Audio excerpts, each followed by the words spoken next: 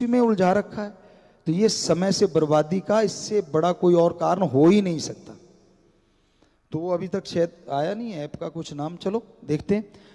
तो कहने का हमारा मतलब, बड़ों को चाहिए वो बच्चों को शिक्षा दें, पर उससे पहले खुद को ज्ञान।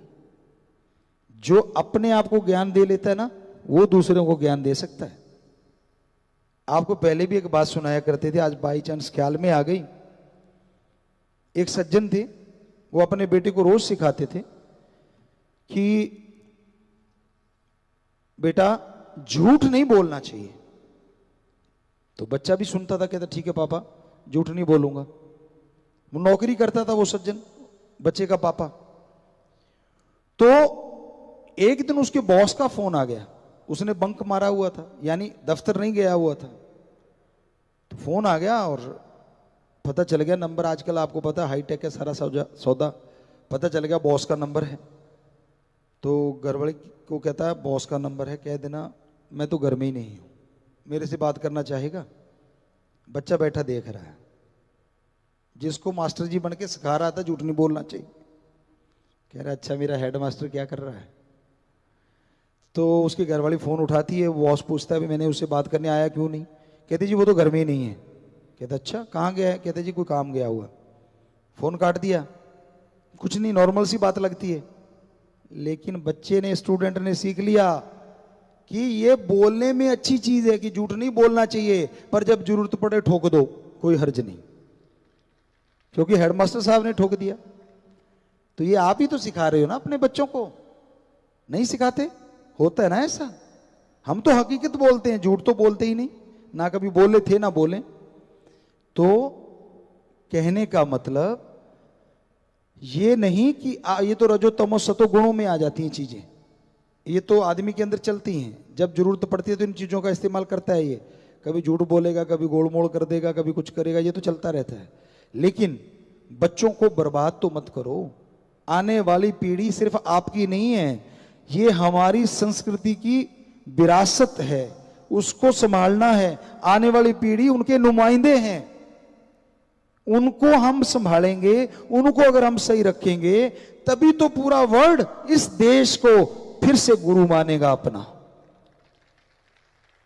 तो समय की कदर करो। समय इसलिए बेपरवाही कि आज हम सिर्फ और सिर्फ मुखड़ा जो है, साइन कह लो भजन का या टेक कह लो, कीमती है ये समा इसे लगाता कहां। सत्संग में आ जा फायदा उठा जा, देखे जो सब नाशवा। इतने से में इतना कुछ आ गया। कब से आपसे चर्चा करी है। तो ये बाकी सारा भजन तो आप शायद फिर थोड़ा सा लंबा काम हो जाएगा। तो बेपरवाह जी के एक एक शब्द में ग्रंथ भर सकते हैं हम बोल बोल के, पर सुनने वाले का मादा भी तो चाहिए। सुनने वालों का तो मादा ये होता है। हमने देखा विवाह शादियों में जाते हैं, वहां मंत्रोच्चारण होते हैं। आपके अब आजकल तो पता नहीं क्या क्या हो गया होगा। उन टाइमों की बात करते हैं हम।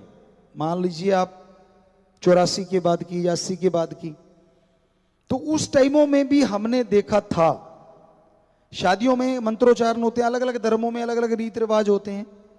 तो वो जो करने वाला होता है, चाहे वो कोई भी हो, हेड होता ही है एक, मान लीजिए आप कोई भी मुखिया धर्म का जो पढ़ के सुनाता है। तो जो बैठे होते थे ना पीछे, यार क्यों जल्दी क्यों निबेड़ देना, क्यों पंगा ले रहा है, हैं भूख लगी पड़ी है, पकौड़े ठंडे हो जाएंगे यार, हैं बिना मतलब पता है हमें शादी होगी, जल्दी कटवा ना चक्कर, क्यों इतने लंबे चौड़े चक्कर में पड़ा है।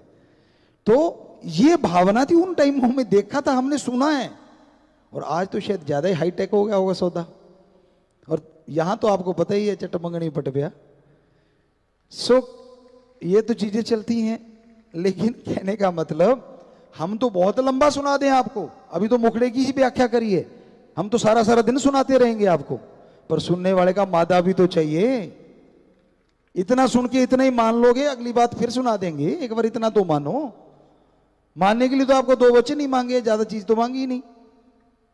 और जो नए भाई सुन रहे हैं, एक बात वो मान ले, सिर्फ एक ही चीज, कि जहां भगवान ना हो वहां पे बुरा कर्म कर लेना, और यहां भगवान हो वहां अच्छा ही करना है, कभी बुरा कर्म ना करना। बस एक बात मानी, दूसरी बात ही नहीं मांगते। पर आपको थोड़ा सा बता दें, वो खस्म आपके अंदर है। जब कुंडी लगाओगे अंदर हो तो आपके अंदर है, अंदर से कैसे निकालोगे? तो वो कहां नहीं है, फिर क्या कैसे करोगे पूरा कर्म? मांगी एक ही चीज है, देखो ज्यादा तो हमने मांगा नहीं। सो पीर फकीर संतों का तो काम ही ये होता है सच बताना। सच कड़वा होता है, वो तो अब सारी दुनिया जान गई। सच बोलने के लिए जिगरा चाहिए, और ये शास्त्र नाम शाह मस्तान साईं जी ने ऐसा जिगरा दिया है। सच बोलते थे, बोल रहे हैं और बोलते रहेंगे। हो ही नहीं सकता कोई हमें सच बोलने से रोके। सच तो बोलेंगे ही बोलेंगे, और जो सच है। और आज आपको एक ही पाठ पढ़ाया है कि हमारी संस्कृति बहुत महान है। हम जिनके वंशज हैं उन्होंने पूरी दुनिया को झुका दिया था इस देश के लिए। तो आज हम सबसे आह्वान कर रहे हैं, आप लोगों से, आम जनता से भी, राजा महाराजाओं से भी, सभियों से, कि बस इतना सा कर दो, जो मर्जी करो आप अपने अकॉर्डिंग करो, लेकिन काश वो समय फिर आ जाए। कनाडा के लोग कहें भारत में जाके पढ़ना है, भारत में जाके सीखना है।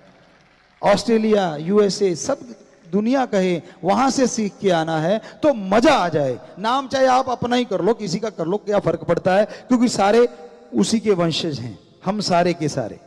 नाम तो उसी का होना है, उस ओम का, उस राम का, अल्लाह वाहिगुरु गौड़ खुदा रब का, क्योंकि हम उसी की औलाद हैं। सो आज का हमें लगता है लेसन काफी लंबा भी हो लिया आपके अकॉर्डिंग, और मानने के लिए आपको थोड़ी,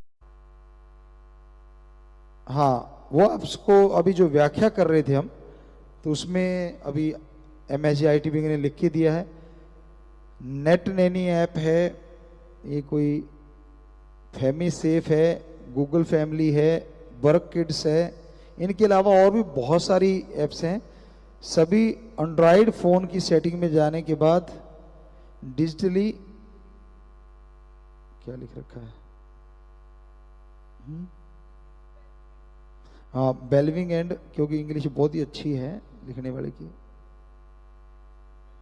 पेरेंटल कंट्रोल ऑप्शन होता है जी, जिसके ऐप्स पर कंट्रोल किया जा सकता है, ऐप्स पे कंट्रोल किया जा सकता है। तो उसमें जो प्रोग्राम वगैरह वो लॉक हो जाते हैं, जो आप नहीं उनको देखने देना चाहते। ओके, तो ये हैं, बहुत सारे ऐप्स और भी हैं जो बताया बच्चों ने। अच्छी बात, आशीर्वाद सबको जिन्होंने भी बताया। तो ये आपको हमें लगता है जरूर कर लेनी चाहिए, क्योंकि छोटा बच्चा तो एक कली है, वो जिधर को मुड़ गई वो ही फूल बन